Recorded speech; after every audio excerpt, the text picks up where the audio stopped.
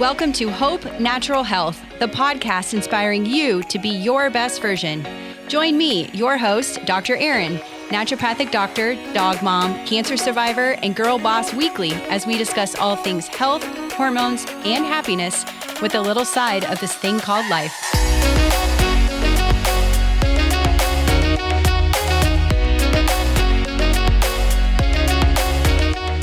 Welcome back to the Hope Natural Health podcast, where I try to get you healthy the right way. Last week, we talked all about tips to avoid the holiday bloat. So if you missed that, please go back and listen. And this week, I am very excited to have a special guest with us, and we are going to dive into all things men's health because men's health matters just as much as women's health. So welcome to the show, Dr. Jorge. Hey, hi. Thanks for having me on. I'm really excited that you're here. So let's get started by telling everyone a little bit about you and why you got into naturopathic medicine, because Jorge and I went to school together, and that's how I know him. So we're both naturopathic doctors. And then a little bit about why you specifically went down the men's health route, whereas I went down the women's health route. Yeah, no problem. Hi, everybody. I'm Dr. Jorge Reveron. I am a naturopathic doctor, just like Dr. Erin Ellis just mentioned. So naturopathic medicine really just found me. And I think that can be said for most of our colleagues. I didn't really discover naturopathic medicine until I was in my master's program. And that was really when I started diving into how conditions or diseases of lifestyle can be prevented or delayed onset just by doing simple exercises or eating a little bit better. And at that point in my life, I wanted to go into medicine, and going through the traditional MD, DO route. A lot of the programs don't really teach exercise, don't teach nutrition. So I started looking for something that really incorporated that into what I wanted to study. Mm-hmm. And I found naturopathic medicine. So like Dr. Erin Ellis just mentioned, that we both went to the same school, same class. We graduated the same year. And after that, I decided to go into family medicine. I really wanted to just be a general naturopathic doctor, do family medicine. It wasn't really until I started doing that I started working a little bit more with men, and then having some personal family medical issues that popped up, that, I started diving in a little bit more into men's health. My father had a heart attack, have heart disease in my family.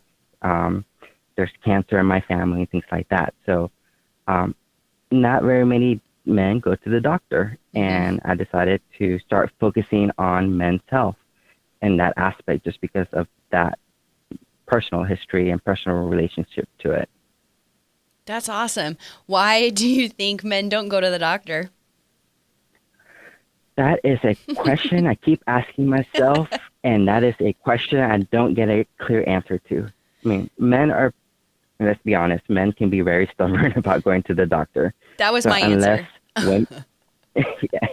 Unless the women in their life, the mothers, the wives, the spouses, somebody in their life pushes them to go to the doctor, men will wait till the very last minute to go to the doctor. And at that point, it gets to be very difficult to treat something when it's more advanced stages. So, and that's what I love about naturopathic medicine, is that if we can get guys in early, or just people in early to see us, then, we can start working with them to help prevent a lot of these issues that come up.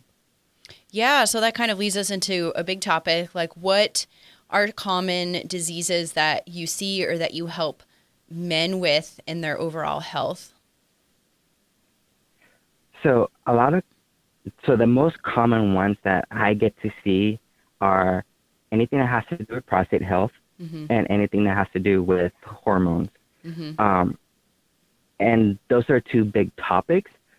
But, men need doctors just as much as women do, because there are a lot of diseases of lifestyle that we need to address that lead to these other common conditions that we see in the office. So, I like to start to focus on, heart disease, diabetes, cholesterol issues. All of those things tend to lead to what we know as erectile dysfunction, low testosterone, either prostate cancer or enlarged prostate. So those are the top three, main men's health issues. But, heart disease, diabetes, cholesterol, and all of that start to lead to some of these other issues. When do you recommend men start with getting like a prostate exam or their prostate hormone levels checked or anything with that? So let's talk about the prostate a little bit. So the prostate is something that men have right below their bladder. And the prostate is about the size of a walnut when we get to adult size or adult years, so early 20s and so forth. That organ itself starts to enlarge as we age. So that's one of the reasons that we want to keep an eye on the prostate, any urinary issues such as going to the bathroom too frequently, any trouble urinating, are we dribbling a little bit, is it not coming out, things like that, or that your bladder not emptying enough. So a lot of that has to do with the prostate, whether it's enlarged. Prostate cancer can cause that, or we have what's called prostatitis, which is just an inflammation of the prostate, or sometimes infection. Traditionally, screening is started around 45 if you have any history of prostate cancer, 50 or so if you don't have any history of prostate cancer. But I like to recommend men just get it done starting either early 40s, late 30s, just to start getting at least the prostate digital rectal exam. That way we know if there's any differences from year to year. And, we can start testing the PSA levels, which is a prostate hormone or prostate protein, that, it can rise with inflammation, it can rise with cancer. So a doctor will help you decide whether or not these levels, if they start to increase, are related to the prostate cancer or enlarged prostate. Yeah, most of my viewers are women, so I'm assuming they're going to be listening and then going back to talk to their husbands about this. So what is the role of the prostate? So the role of the prostate is really to provide nutrition to the semen or ejaculate, and in that we also have the sperm. So it's really just provides the fluid and nutrition for the sperm to travel through as it exits the body. And that's really the role of the prostate. There's not much else to it. Just more simple terms, it's just a nutritive and life-giving fluid for sperm. Awesome. Do you have any tips like to naturally support a healthy prostate? So naturally supporting a healthy prostate really comes down to addressing some of your issues of lifestyle. So whether or not we're sleeping well, having a handle on inflammation, that goes with diet, that goes with exercise and things like that. There are some herbs that can help with that, such as saw palmetto will help with the enlarged prostate. Is it true? Really really just getting, that prostate exam annually can help keep, an idea of what's going on with the prostate. Cool. And it's true too with, we monitor testosterone in men, because can you talk a little bit about how testosterone plays a role in prostate health, or how it can affect prostate health? So up until recently, prostate, we thought that the testosterone had an effect on prostate cancer, and providing exogenous testosterone or testosterone injections, testosterone therapy would increase the risk of prostate cancer. But more and more research now is showing that actually testosterone is more preventative of prostate cancer than it is causing prostate cancer. Now, if someone does already have prostate cancer, it's not indicated to start testosterone therapy at that time. But prostate uses testosterone just basically to support the testosterone, support the organs, prostate organ, and keeping it healthy and decreased inflammation, things like that. The issue with prostate cancer is that the prostate will convert testosterone to DHT, which is a more potent form of testosterone, and that's what's believed to have caused some of the prostate cancer issues in the past. Interesting. Yeah, I check DHT in a lot of my women too, because they can convert testosterone to DHT too, which is the male form, and we don't really want that as women either. So super important. That's why right. It's important to find a doctor that's going to check all of these hormones. Let's talk a little bit more about testosterone, because that's one of two primary hormones that men have, that and cortisol.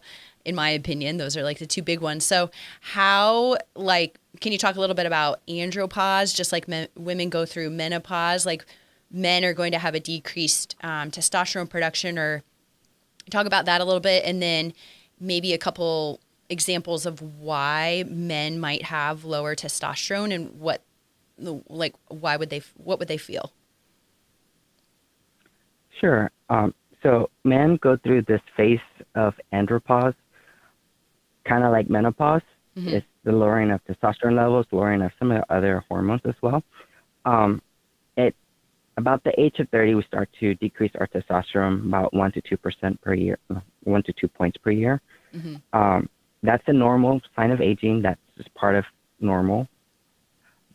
But more and more, I see more men coming in for low testosterone, and really we see them at a younger age. We're starting to see them in their 20s, which is kind of sad, because that's the peak period for men to have high testosterone. Testosterone affects, libido, affects your reproductive years.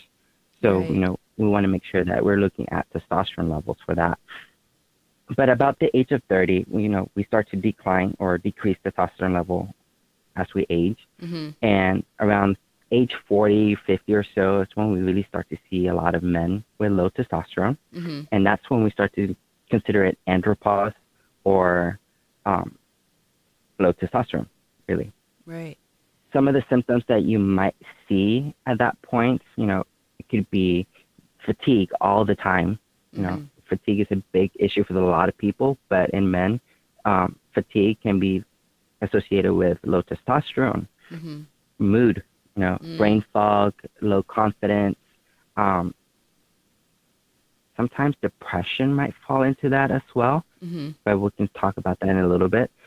Other issues, heart disease starting to flare up a little bit more. So we start to see a little bit of high cholesterol, high blood pressure, and things like that.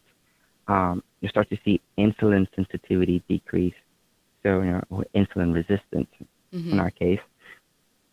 And then, of course, we have erectile dysfunction, we have low libido, decreased sperm production too. So they can play a role in fertility and things like that. So, as we age, these are the symptoms that we start to look at, we start to monitor, and we start to ask questions about when we have men come into the office.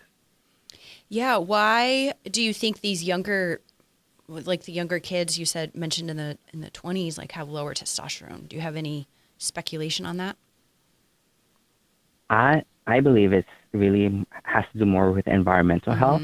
We're flooded a lot with, estrogenic or xenoestrogens compounds or molecules in our environment, coming from either plastics or cosmetics. Even men, cosmetic in that sense, I'm talking about deodorant, shaving creams, lotions, things like that we put on our body. And a lot of those tend to have a lot of chemicals that really affect our hormone production or our sperm production as well. Yeah. So that's a big one that I come across in either literature or just in a lot of people who are doing men's health research. They talk a lot about that. Nutrition is another one. We're not eating very well as a society. A lot of men are not exercising a lot, and exercise is one of those things that men need to do in order to have really good hormone levels of testosterone. As we age, not only do we stop going to the gym or stop exercising, we start to, we have decreased nutrition Mm-hmm. or proper, good quality nutrition. So not only in our younger years, but also in our later years, we start to see that as well, being a contributing factor for low testosterone. Inflammation is another one. You know, as if we have too much stress, you know, the cortisol and an inflammation, all of that starts to disrupt the hormone pathways, Mm-hmm. which we call the HPG pathway, so the hypothalamus pituitary gonads. Mm-hmm. So, you know, once that is affected, then we start having other problems with, you know, just making testosterone, making, in our case, sperm as Mm-hmm. well. Yeah. So, you know, inflammation can really be a big player in all of that as well. Yeah, so important. Can you talk about testosterone's relationship with like heart disease, diabetes, cancer, and how it can potentially be protective? I know we talked a little bit about prostate health, but in the other realms as far as, you know, heart disease and diabetes. Right. So, with testosterone, heart disease is something that we look at, right? Mm-hmm. You know, it was believed that testosterone contributed to, you know, blood thickening and things like that. Mm-hmm. So it's really contraindicated with people with heart disease to have testosterone therapy. But, you know, if you look at the literature, and, you know, more and more doctors are starting to think the other way, is that testosterone is very preventative for heart disease. Mm-hmm. It helps lower cholesterol levels. It's very heart protective. Much the way estrogen is heart protective in women, estrogen as well in men is heart protective too. And, you know, once we start testosterone therapy, we start to see a lot of these cardiovascular changes, you know, whether the CRP, homocysteine levels, things like that will start to come down. Mm-hmm. So those are some of the markers that we look at for heart disease as well. It helps with your cholesterol levels. It helps with the LDL coming down, helps increase your HDL as well, bringing down your triglycerides. So it really helps in that sense of overall heart health. Now, testosterone allows the body to utilize insulin better, so it helps with diabetes a little bit. You know, with insulin, we want to make sure that, you know, we're keeping an eye on our glucose, our insulin levels, and through testing, and Mm-hmm. see how that affects. But diabetes affects testosterone not as much in the sense that it lowers testosterone. Mm-hmm. It converts the testosterone into estrogen, and that's due to the fact that, you know, people gain weight when they get diagnosed with diabetes. Mm-hmm. So that, you know, increased adipose tissue or the increased fat cells start to convert that testosterone into estrogen much faster. So that's the connection with the diabetes and obesity or weight gain and testosterone. Which we have to there was another one. Oh, no, I was just going to touch real quick on the estrogen conversion, which is why we have to monitor, you know, TRT or testosterone replacement therapy, because if men are converting, you know, a lot into estrogen, like they might have some, you know, negative symptoms that they don't want. Can you touch a little bit about that in case anyone's watching that might be like, oh, I am on testosterone therapy and I feel like this, maybe I should talk to my doctor because I'm converting to estrogen. Right. So, you know, testosterone therapy, we want to make sure that we're looking at testosterone levels, that they're not getting too high. And then we want to make sure that they're not converting too much to estrogen. You know, we do need the estrogen. We just don't need too much estrogen. And I like, you know, usually say around 30 for men is an okay number. Mm-hmm. But once we start getting above, you know, that 30, 40 mark, then we want to make sure that, you know, we're looking at estrogen levels, looking at symptoms related to estrogen, such as breast enlargement. Mm-hmm. We start seeing some weight gain as well in men. Mood changes, so, you know, they start to have a little bit more depressed moods. They're going to have a little bit more emotional responses that are triggered very easily. So those are the main ones that we see with men. You know, if they're starting to convert too much to estrogen, then their energy levels are also going to go down. Yeah. well. So the testosterone therapy is not going to be as effective anymore at that point.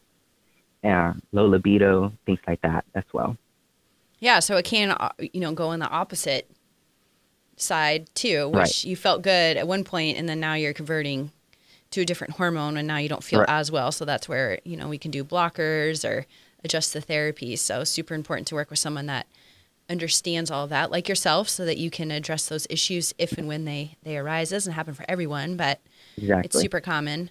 I know we talked mostly about testosterone. Can you talk a little bit about other hormones that are really important for men too? So, testosterone is the major hormone that we look at with men, but, we also have to consider some of the other hormones related to the men's health, and that includes estrogen. So we just talked about estrogen, and, yes, we do need estrogen because it helps with brain health. It helps with sperm maturation as well, which is kind of interesting, that we need estrogen for that.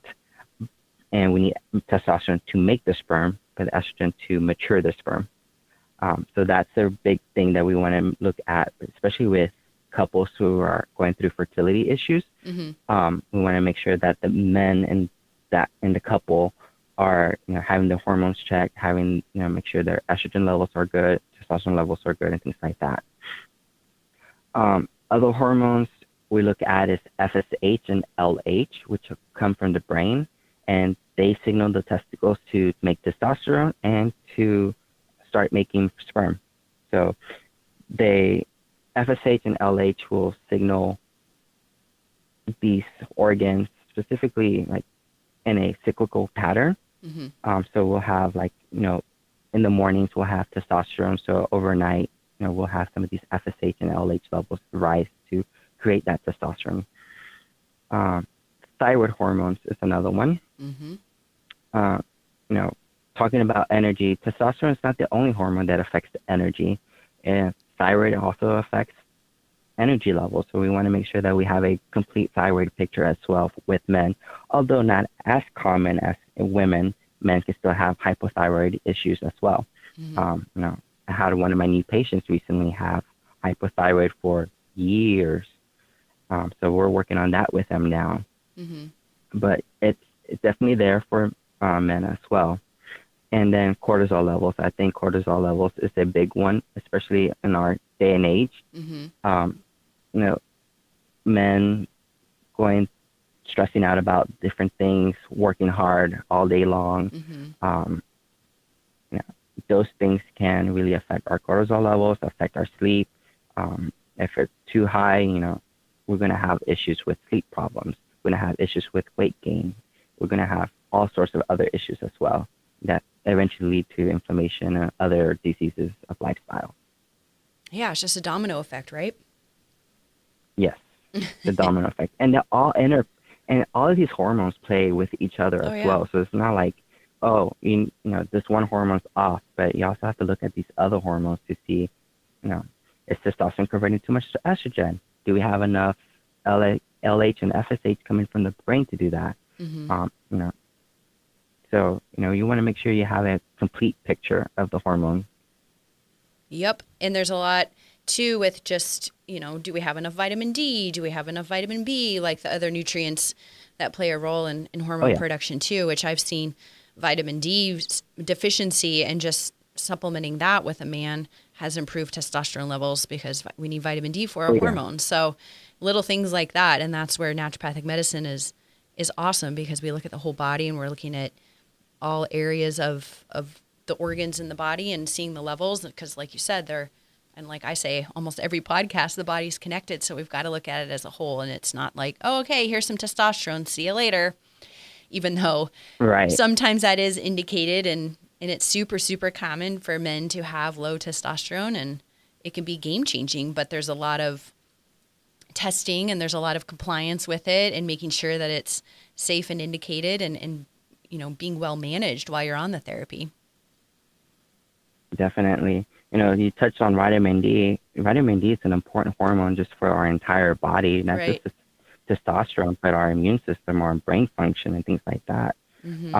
Talking about a little bit of nutrients for men's health, zinc and selenium are some of the other two nutrients for just testicular health, prostate health. I know you asked earlier about, some of the things that we can do for prostate health, and zinc and selenium are two nutrients that we really could use for prostate health as well.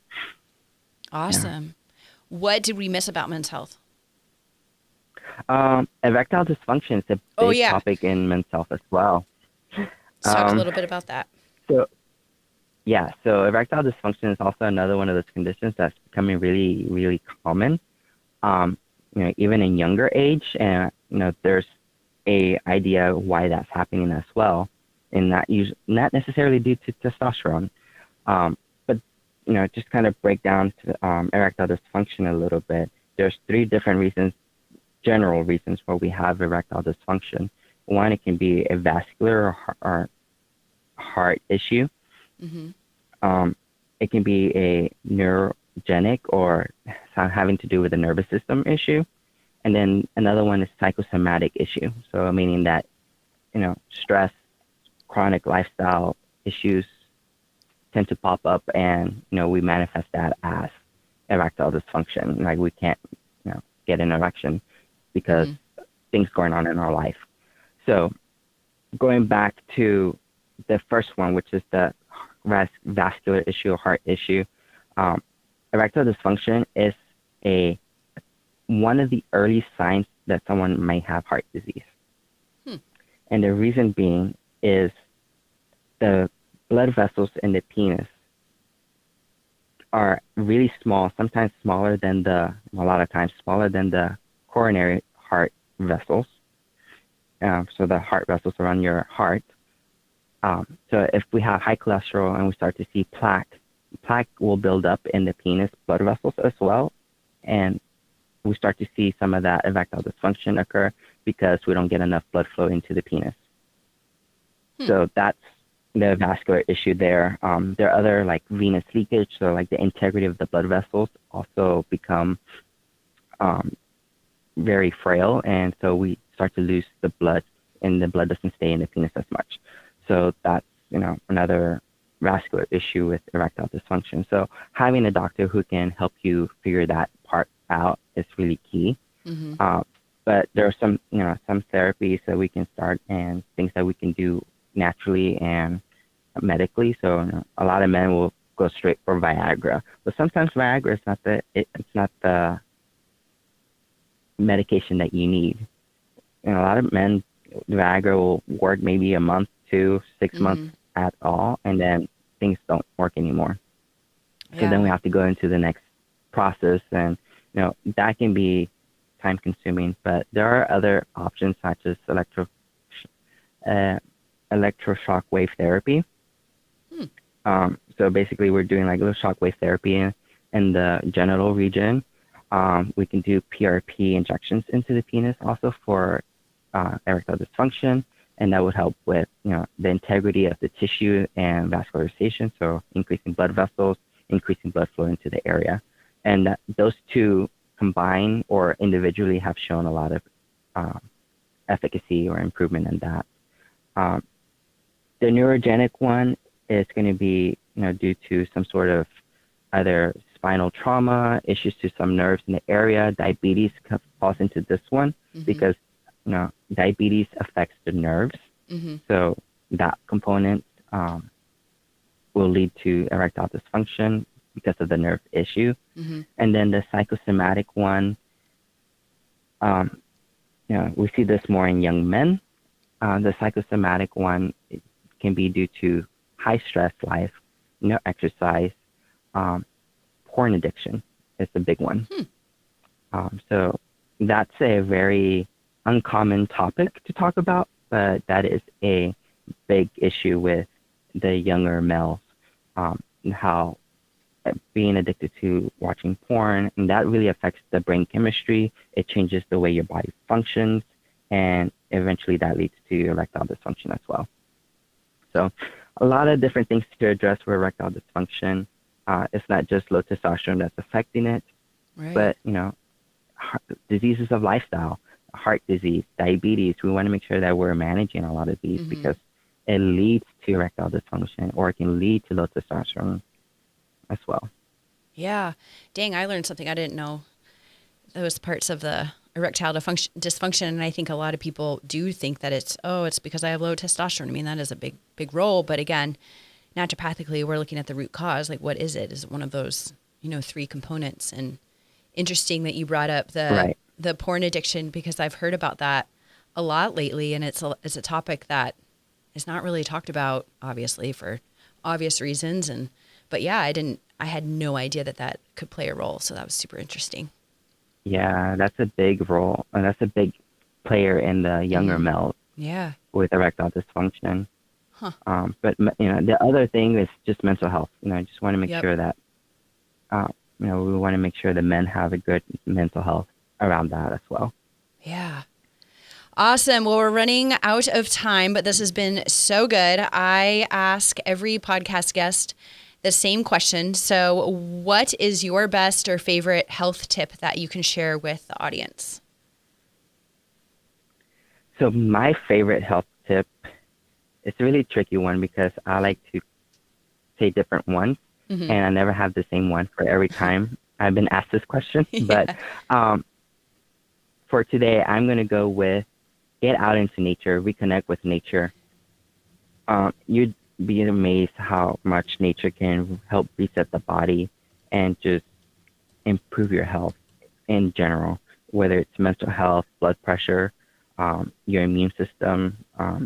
So I've looked into some of the research surrounding forest bathing. So just being able to go out into nature, hike in a forest or hike in a park, walk through a park, garden, going to the ocean side, things like that will definitely make a big difference in your health, whether it's, blood pressure, immune system, just de-stress your mental body health and reset it. Yeah, mental health, exactly. Yeah, and we have it affects everything.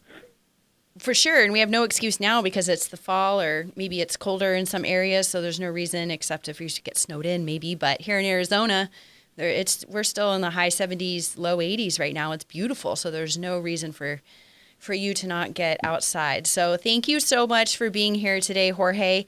How can everybody find you? Where are you accepting patients? If men are listening or the wives want to get their husbands in, tell us how we can find you. So you can find me at my website, drjorgereveron.com, and my information is all there.